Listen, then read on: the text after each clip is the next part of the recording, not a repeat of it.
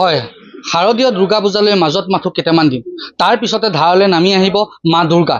সেয়েহে ব্যস্ততা বাঢ়িছে মৃন্ময় শিল্পীসকলৰ। মই উপস্থিত আছোঁ চামগুৰি গটঙাস্থিত মৃন্ময় শিল্পীসকলৰ প্ৰতিষ্ঠানত। ইয়াত দেখিবলৈ পোৱা গৈছে তেওঁলোকে ইতিমধ্যে যি দুৰ্গা দেৱীৰ প্ৰতিমা আকাৰ দিয়া দেখিবলৈ পোৱা গৈছে। তেওঁলোকে ব্যস্ত হৈ পৰিছে যি দুৰ্গা দেৱীৰ মূৰ্তি বনোৱাৰ ক্ষেত্ৰত, কিয়নো মাজত মাথো কেইটামান দিন, তাৰ পিছতে ধাৰালৈ নামি আহিব দুৰ্গা দেৱী। মই ইয়াৰ দৃশ্য দেখুৱাই আছোঁ।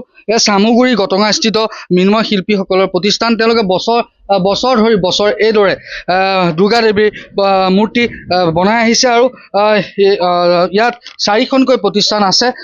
দেখিবলৈ পোৱা যায় বহু দূৰৰ পৰা ইয়ালৈ লোক আহে দুৰ্গা দেৱীৰ মূৰ্তি কিনিবৰ বাবে। মই ইয়াৰ যিগৰাকী লোক আছে তেখেতৰ পৰা কিছু কথা জানিবলৈ চেষ্টা কৰিম।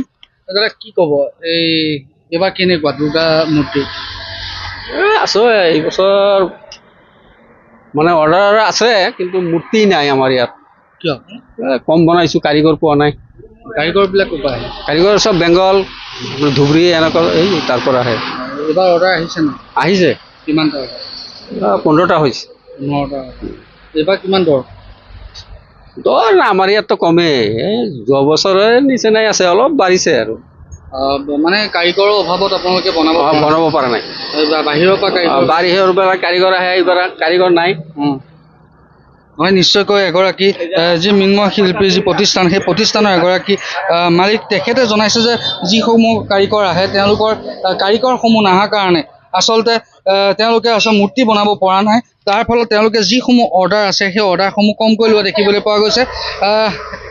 লগতে তেওঁলোকে জনাইছে যে আচলতে অৰ্ডাৰ আহিছে, অৰ্ডাৰ তেওঁলোকে ৰাখিব পৰা নাই, কিয়নো যি কাৰিকৰসকল আছে তেওঁলোক আচলতে দূৰ দূৰণিৰ পৰা অহাৰ বাবে তেওঁলোকে অৰ্ডাৰবিলাক কমকৈ ৰাখিছে কাৰিকৰৰ অভাৱৰ কাৰণে। মই আৰু এজন যি প্ৰতিষ্ঠানৰ মালিক আছে তেখেতৰ পৰা কথা জানিবলৈ চেষ্টা কৰিম।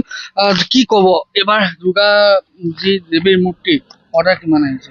এইবাৰ দেৱী মূৰ্তি অৰ্ডাৰ আহিছে বাৰু, ভালেমান আহিছে, কিন্তু হ'লেও আমি এইবাৰ অৰ্ডাৰ ল'বলৈ সক্ষম নহয়, যিহেতু এইবাৰ আমাৰ খনিকৰ যথেষ্ট অভাৱ। হয়, তেখেতে দূৰ দূৰণিৰ পৰা আহিব নোৱাৰে, আহি পেলাই ইমান দূৰত মানে সিহঁতৰ নোপোচায়, বহুত ধৰণৰ মানে প্ৰব্লেম থাকে তেখেতৰ। সেইটো কাৰণে আমি নিজে যিমানখিনি পাৰিছোঁ, কেইজনমান প্ৰতিমা বনাই থৈ গৈছে এজন মানে খনিকৰ আহি পেলাই, বাকী যিমানখিনি নিজে পাৰিছোঁ কৰি আছোঁ। এই মাটিসমূহ ক'ৰ পৰা আনে আপোনালোকে?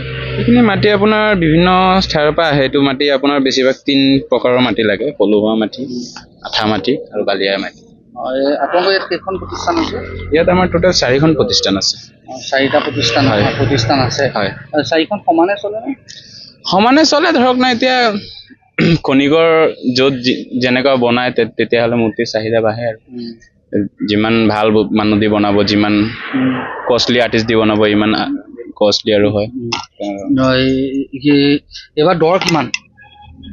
এইবাৰ দৰ বাঢ়িছে বাৰু, যিহেতু এইবাৰ 25,000তকৈ ধৰি ধৰক না 1 লাখ টকালৈকে আছে। 1 লাখ টকালৈকে। হয়।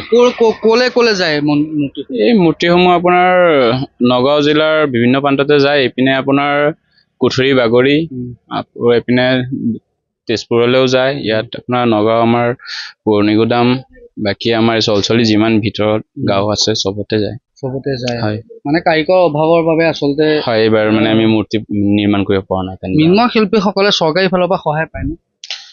তেনেধৰণতো এতিয়ালৈকে চৰকাৰী সুবিধা পোৱা নাই, কিন্তু হ'লেও এইবাৰ PM বিশ্বকৰ্মাৰ যোজনাত কিবা সুবিধা দিছিলে, হ'লেও তাত মানে চিষ্টেমটো অকণ তেনেকুৱা ভাল লগা নাই আমাৰ, যিহেতু তাত এককালীন সুবিধা একো নাই চিষ্টেম। তাত মানে আপুনি লৈ পেলাই আকৌ বস্তুটো ঘূৰাবই লগা হয়। তো আমাৰ মানে এককালীন তেনেকুৱা ধৰণৰ একো সাহাৰ্য অহা নাই তেনেধৰণৰ। সেইটোৱে আমাৰ তেনেকুৱা যদি আপোনাৰ লোন চিষ্টেমো কৰে, তো তাতো আমাৰ কমচে কম কিবা এটা ছাবচিডি দি, ভাল ধৰক ছাবচিডি দি পেলাই আমাক এটা সুবিধা কৰি দিব লাগে চৰকাৰে।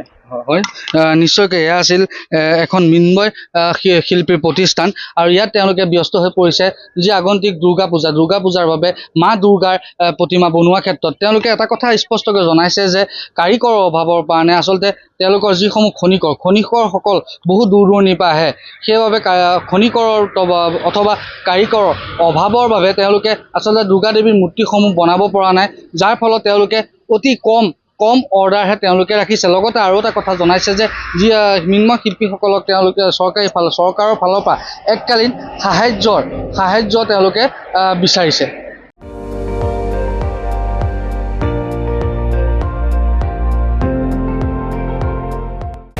আপুনি চাই আছে ND24, সৰ্বশ্ৰেষ্ঠ নহয় সৰ্বোত্তমৰ দৌৰ।